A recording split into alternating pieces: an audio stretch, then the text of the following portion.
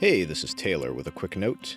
You probably know that pirates are awesome, and even though you'll quickly discover this is a work of fiction, I am heavily indebted to the real-life stories of pirates, such as Jack Rackham and Anne Bonny. Definitely go check them out if you've got a bit of cabin fever after listening. Now, onto the show.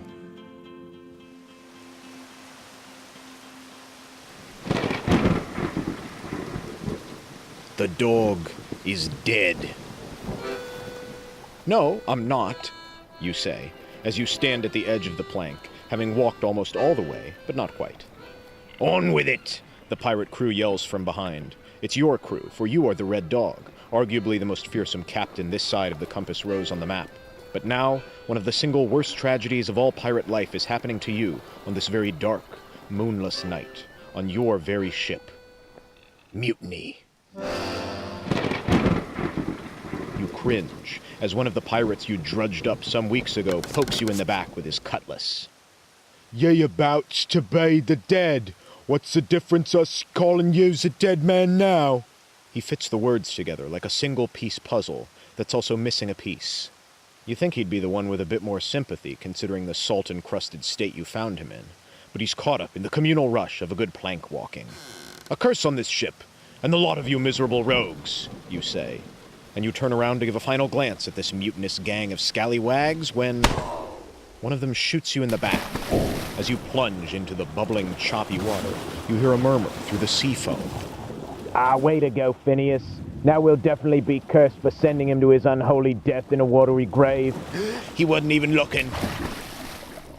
You drift in the inky waves, hands and feet bound with rope, rolling with the tides in the barren waters. You cough and sputter. This is no way for a perfectly dastardly captain to go. They were jealous, the lawless, ungrateful bunch. You hear the ship move away, distant, and are left alone. You float face down for a while, but keep your eyes closed because the salt stings more than the gaping hole in your back, but a bit less than your pride.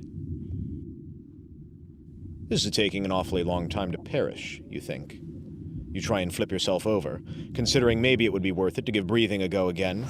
You lurch and spin back around to where you started, like a skewered pig, now regretting the weight of the fancy belt buckle you plundered, claiming captain's first rights. Pirating has always been a free-for-all, and the crew did not like that made-up rule on the spot.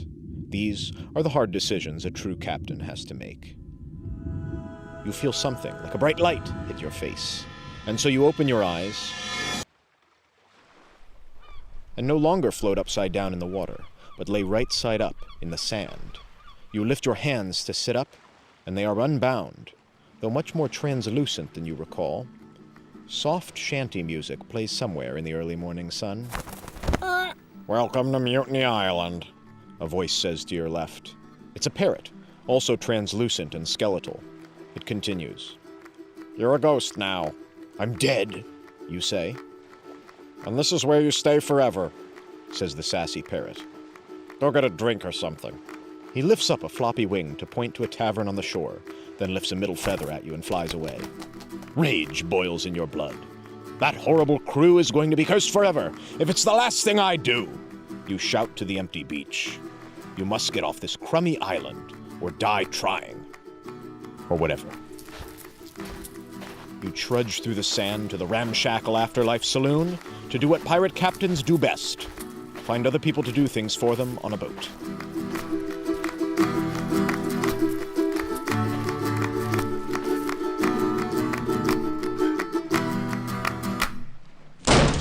You burst into the tavern, announcing your entrance as the Red Dog, recently deceased, looking for a ghostly band of rapscallions to go on a haunting. The sorry lot of half-drunk and decrepit souls barely lifts an eyebrow. Yeah, one particularly portly fellow says.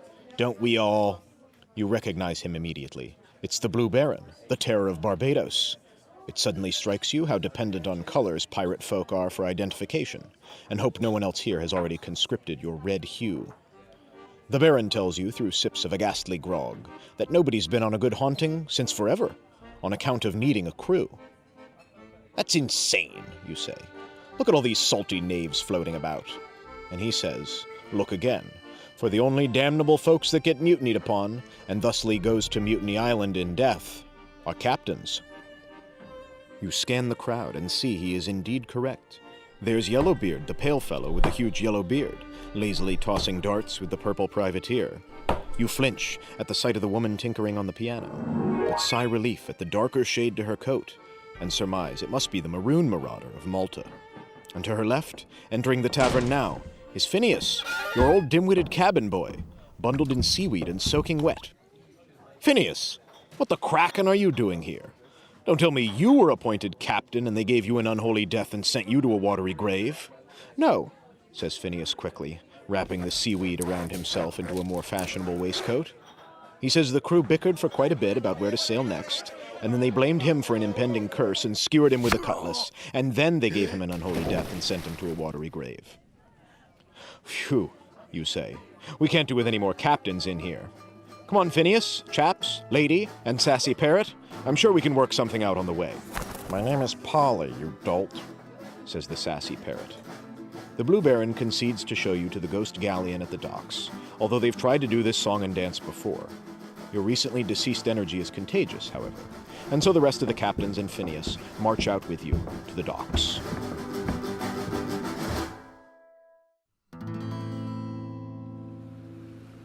The ship is absolutely hideous. Covered in ghost barnacles, ghost moss, and far too much decorative woodwork, it makes you shudder in disgust. All up on deck, you shout, and point at Phineas to lower the gangplank. You hear Yellowbeard mutter under his breath. He says he's not taking orders. Polly the parrot chides, flying in from somewhere sassy. You realize where the trouble comes from now. The maroon marauder hoists herself up and grabs for the ship's wheel, and the purple privateer yanks at it as well. Listen here, it was my idea to go haunting in the first place, you command. Phineas hops on the ship. He suggests maybe there should be no fighting on the deck. No fighting, you say. How absurd. Then we wouldn't be pirates. Phineas suggests maybe there could be a co-captain or a first mate, like on the military warships. Nonsense, you spew. Military rules on a pirate ship? You give Phineas a whack on the skull. He takes it in stride, and you realize he's impervious to any whacking. You poke him with your ghostly cutlass. Not a scratch. Fisticuffs will do no good here. It reminds you of something, and so you propose the only true way to resolve an issue, a way your father taught you long ago. A round-robin tournament of cannon, coattail, cutlass. Cannon shoots cutlass, coattail covers cannon, and cutlass cuts coattail. It takes a while to set up the bracket structure for the tournament, but by nightfall the winner is declared, and much to your dismay, Phineas is the captain of this vessel. You'd like to proclaim the whole thing a bloody sham, because you came in last place and are delegated to cabin boy, but you also came up with the idea. What a disgrace to haunt your old crew in such a lowly state.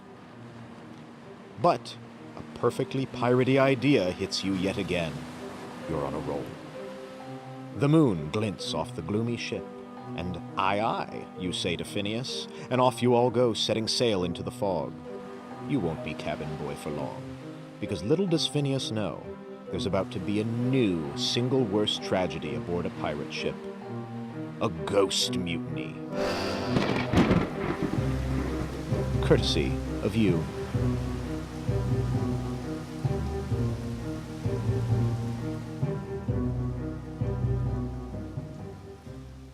After a bit of foul weather, and getting turned around by all the inlets, your ship hovers out into the open ocean.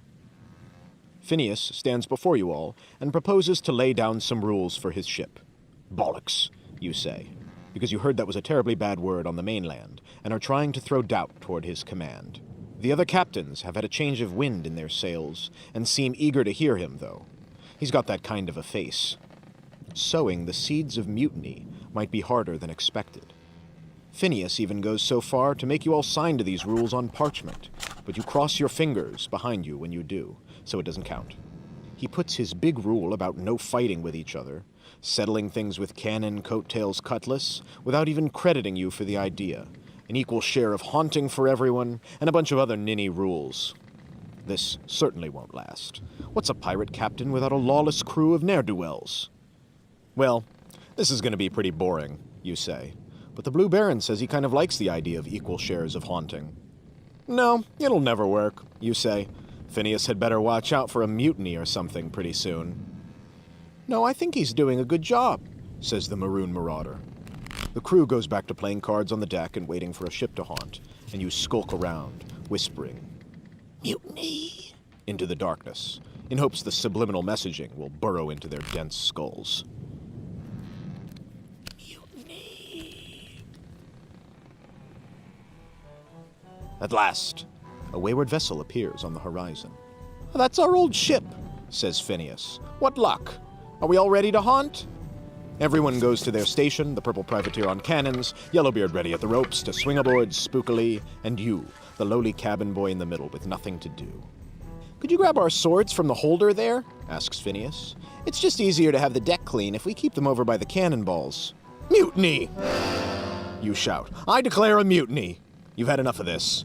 You announce that it's a mutiny, and Phineas has to walk the plank. The crew looks at you like you have lobsters crawling out of your ears. "Why?" says Phineas. "Who else wants a mutiny?" "Everyone!" you yell. "You're a terrible captain. No fighting this, and cutlasses in the corner that, and no grog after sunset. It's crazy. Being a pirate is about freedom and fear and lawless abandon." He looks at you. "No, it's not. Trust me." "How would you know, you dim-witted old cabin boy?" He thinks. "I learned from the best. How do you think I got on Mutiny Island?" he says. He squishes the crusty seaweed on him to the side and shows a cutlass-size hole in his chest. "It's my fault you're here," he admits. "I started the mutiny against you long ago. Way to go, Phineas. I became the captain of the ship, and I was captain for years, ruling in freedom and fear and lawless abandon, before I got the same fate as you. It stunk, honestly. But you floated into that undead saloon moments after I did." "Did I?" "Oh, right," says the maroon marauder. "When you're a ghost for the rest of eternity, time goes by really fast. We always forget to tell the new guys." You now notice the crow's feet at the corners of Phineas's eyes, and confirm this. "Now I'd like to do it differently, dog," Phineas says. "Just because you say you're a captain doesn't mean you're a captain. I once thought I'd die for you, and then I died for myself. And now, we're all just dead. It's time to live. Or, whatever we're doing." You fill with rage and slash at Phineas with your cutlass, but not a scratch. You slash and whack and kick and scream. But there's no more mutinies. Not ever. He stands there, a little fuzzy, but still as ghostly and translucent. You stare at the fellow captains, and the tired looks on their ghoulish faces. They've seen all this before. Your old ship approaches in the fog, and you hear your old crew now, no doubt celebrating a newer, even more lawless captain. You look back at Phineas, wrapped in seaweed, the hole forever in his chest, damned for all eternity right alongside you and yours. He smiles, in spite of your tantrum. And bollocks, he's just got that kind of a face. "What about a scheduled mutiny?" you offer. Your first compromise. "Let's say we switch captain duties every third haunting, We can still have a good plank walking and everything." He nods with a grin, and says he's sorry for shooting you in the back, and you thank him for apologizing, and he thanks you for thanking him, and it gets a bit too sentimental and confusing. But luckily, you're right within spooking distance of your old boat. "Well, let's teach these blokes a lesson," you shout. "After all, they did murder us in an unholy death and send us to a watery grave." The wind picks up as you howl wildly with the rest of the captain crew, and the living pirates cower in terror at the sight of your floating undead ghost ship. "Actually, I can't keep this to myself any longer," you say, totally interrupting the creepy tension. "How does a parrot become a captain and get mutinied?" "Oh," says Yellowbeard. "Yeah, we just stopped asking. He's a tad sensitive about what happened," You're wasting moonlight, you morons. says Polly, flying in from somewhere sassy. And so you haunt, under a new and ghostly and more sustainable pirate code, for the rest of your miserable death.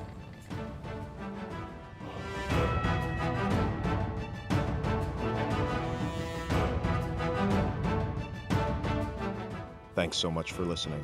The Dog is Dead is written by me, Taylor Zabloski, at a table in the public library, recorded under a blanket in the back seat of my car, and edited in a fast food restaurant booth with the nearest power outlet. Let me know what you think by leaving a review or sending me a message at podcastgod on all social medias.